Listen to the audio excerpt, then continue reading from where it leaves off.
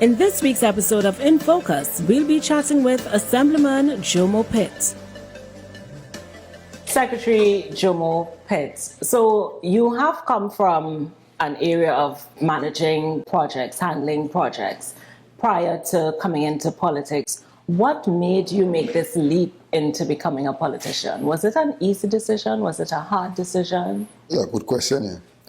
Well, what the truth? The truth. The truth. It was a day. We were sitting in Wassa talking about the political scene at that particular time, and somebody challenged me and said, why don't you step up, since I've been doing work in my community? And I thereafter submitted my name to the party, honestly not thinking that I'll be considered, because I had no political history. And I guess, as I said, the rest is history. So that's how I got into politics, really. So you talk about doing work in your community. Becoming a secretary, becoming a politician, you now had to serve the wider public of Tobago. What have you enjoyed most about serving the people of Tobago? An opportunity to give back. I've said this ad nauseum, that my achievements in life, my contribution to that would have been about 10%. The other 90% would have come from my community and Tobago at large that have molded me into who I am. So it really gave me an opportunity to give back and say thank you, Tobago, for what you've made me into. So you've made the announcement that you won't be offering yourself up for another term. When you look back on your 4 years, what would you say was the main achievement of the Division of Sport and Youth Affairs over the last 4 years? The knee-jerk reaction would be to say infrastructural projects that came off the ground and programs. But to be honest, it'd be convincing the sporting and the youth fraternity that we can make a difference, we can make things happen with less. That has been the biggest challenge, and I'm glad I've put them on that particular road, anticipating that this economic crunch that we're in would come. So at least they're a little bit prepared as for the future, which in the past was, to use colloquial terms, ham and jam. Right now it's bricks and cheese we're looking into the future with. But fortunately, the major stakeholders in both sport and youth have acknowledged and are somewhat in a better state going forward in such a future. Well, actually, a lot of us like cricks and cheese, but that's for another conversation. You too? Another interview. So you're a husband, you're a father. How have you managed or balanced your professional life with your family life over the years of being a secretary of the Tobago House of Assembly? Fail miserably. Fail absolutely miserably. They cannot be an equal balance. Somebody or some entity has to sacrifice. And in my case, my family has shouldered most of that sacrifice. It hasn't been easy for them, and to them I am grateful for their understanding, but it hasn't been, it's not an equal balance. And I dare say anybody who could say it's an equal balance, they're skirting far from the truth. Well, I thank you for your honesty. Yes, it's me, girl.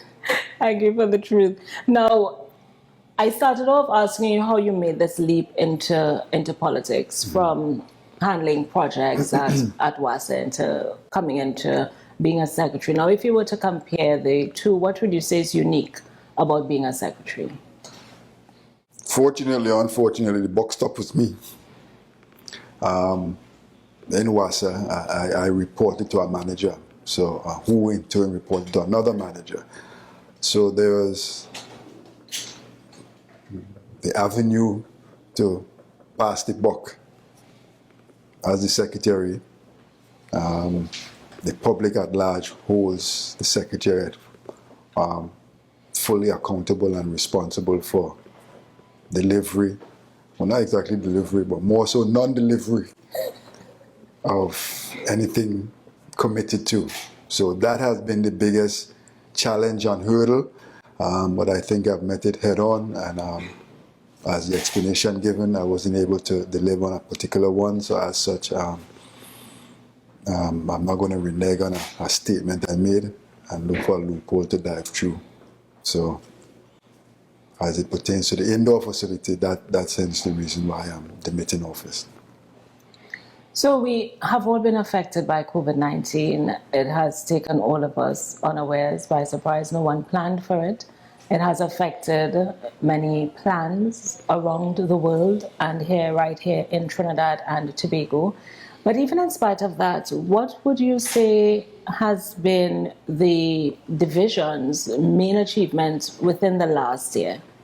I'd say the two major projects programs that are still in train, but I won't say they were derailed, but slowed down a bit. One of which would be, as obviously, the indoor facility, and two, the Tobago Youth Assembly. Those two, I am comfortable, would be up and running before the end of the year. COVID, as I said, has derailed many programs that we had on the books to be completed or done. But it is what it is, and we still press on. What it has made us, and I guess across the world, and Tobago in particular, is be a little bit innovative in what we've been doing, and what we thought should be an exception is now the norm. Virtual meetings has now become the norm, which I'm so happy, because many, particularly in the Tobago context, going to Trinidad for meet is no longer a mandatory thing now. I know others were lobbying for it, but it never picked up traction. But COVID has now forced the issue, and now virtual meeting has now become the norm, and face-to-face meetings seems to be a thing of the past. Secretary Jomo Pitt, thank you so much for your time today, for taking the time out to do this interview, and let me also commend you on spearheading your division for the last 4 years within the Tobago House of Assembly, and all the best as you turn another chapter and move on to something new. Yeah, you're good in it, girl. Thank you, girl.